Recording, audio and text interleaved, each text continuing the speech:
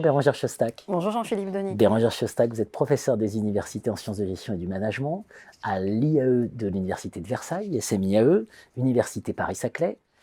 Et vous interpellez le politique dans le cadre de ce projet Revue française de gestion Némésis, donc les chercheurs en gestion interpellent le politique. Vous interpellez le politique autour de la question de l'innovation technologique. Et vous nous dites, il faut un nouveau paradigme. Le paradigme économique, technico-économique n'est pas satisfaisant. Il faut penser un paradigme beaucoup plus social. Et là, on peut tirer des enseignements avec cette lecture des organisations de l'économie sociale et solidaire. Alors, je vous écoute sur ces enseignements.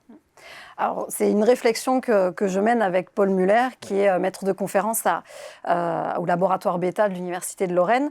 Et c'est vrai qu'il nous semble important d'essayer de trouver d'autres voies pour penser l'innovation technologique. Et notre proposition est de s'inspirer d'organisations qui ont déjà une certaine pratique de cette vision autre qu'économique, c'est-à-dire des organisations qui ne vont pas utiliser les indicateurs économiques et financiers comme étant une finalité, mais également comme un moyen pour arriver à d'autres objectifs, et en l'occurrence des objectifs sociaux et solidaires. Et donc il s'agit effectivement des organisations de l'économie sociale et solidaire, et qui à notre sens sont vraiment un véritable laboratoire sur lesquels on peut aller puiser de l'inspiration. Alors pourquoi ? Déjà parce que ce ne sont pas des organisations qui, on aurait pu l'imaginer encore, qui ne servent qu'à la remédiation sociale, qui ne sont là que dans le secteur du sport et de la culture et des loisirs. Ils le sont évidemment, elles le sont, pardon, mais elles sont également dans d'autres secteurs, comme la banque, la finance, l'agroalimentaire, mais aussi l'industrie. Et donc c'est un véritable terreau économique où il se passe plein de choses, où 14% à peu près de la population active travaille, donc il y a des choses à apprendre.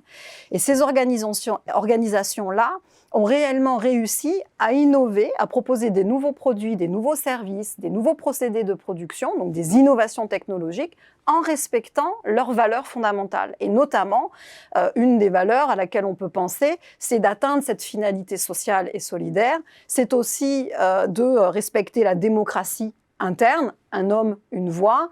C'est également de réussir à être ancré territorialement et à tenir compte des enjeux de société du territoire sur lequel elles sont installées. Et donc, à notre sens, c'est des organisations qui peuvent beaucoup nous apprendre sur comment développer cette vision plus sociale, plus démocratique des innovations technologiques. Alors aujourd'hui, on a en plus cette chance en France d'avoir des chambres régionales, des CRES, qui vont récolter toutes ces expériences qui peuvent se faire dans des associations, dans des fondations, dans des mutuelles, des coopératives, etc., et qui peuvent être de ce fait un véritable endroit où on peut observer de manière très fine ce qui se passe.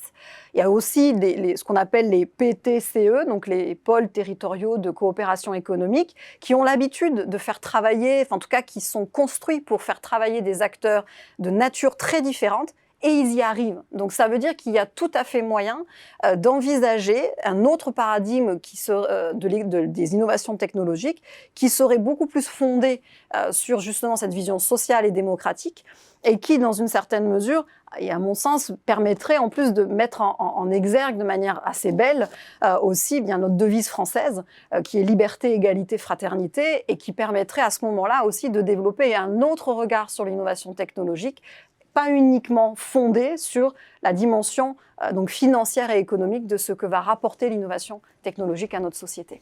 Comme un moyen aussi de répondre aux paradoxes dont on a déjà discuté ensemble, des paradoxes d'une représentation trop économique, oui. Et notamment cette distinction entre la production d'un côté et la consommation de l'autre. Voilà.